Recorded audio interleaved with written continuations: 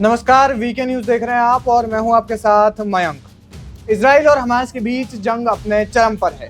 बताया जा रहा है कि इजरायली सेना आने वाले कुछ दिनों में गाजा को बदल कर रख देगी और इसी के लिए इजराइल ने अल्टीमेटम जारी किया था।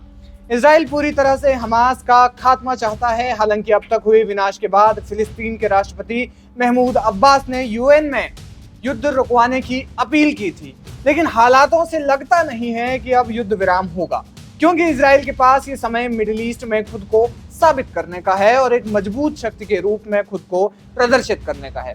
ये युद्ध इजराइल के लिए इसलिए भी अहम है क्योंकि चारों ओर से दुश्मन देशों से घिरा है इजराइल और इजराइल उन दुश्मन देशों पर हावी होना चाहता है।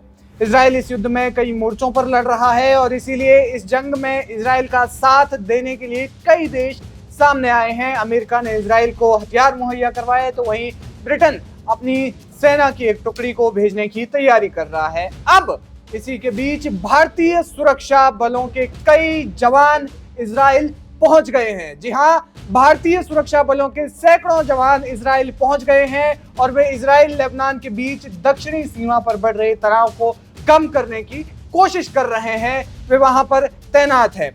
भारतीय सुरक्षा बलों के ये जवान United Nations peace keeping force की ओर से इजराइल भेजे गए हैं। दरअसल United Nations peace keeping force में भारतीय सेना के कई जवान शामिल हैं जो जरूरत पड़ने पर अलग अलग देशों में मिशन को अंजाम देने के लिए जाते रहते हैं और इसी कड़ी में वे इजराइल और हमास के बीच चल रहे युद्ध में भी हालातों को काबू करने के लिए वहां गए हैं। ये जवान United Nations peace keeping force के लिए काम कर रहे हैं। ये जवान इजराइल की मदद करने और मैदान जंग में अपने अद्भुत शौर्य का परिचय देने के लिए वहां गए हैं।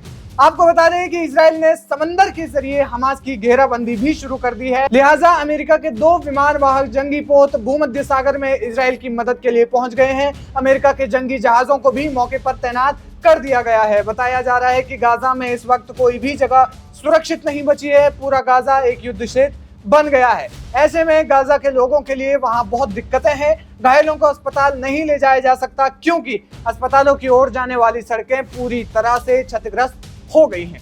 दवाओं के लिए स्टोर्स तबाह हो गए हैं और रेस्क्यू करने में खासी दिक्कतें हो रही हैं।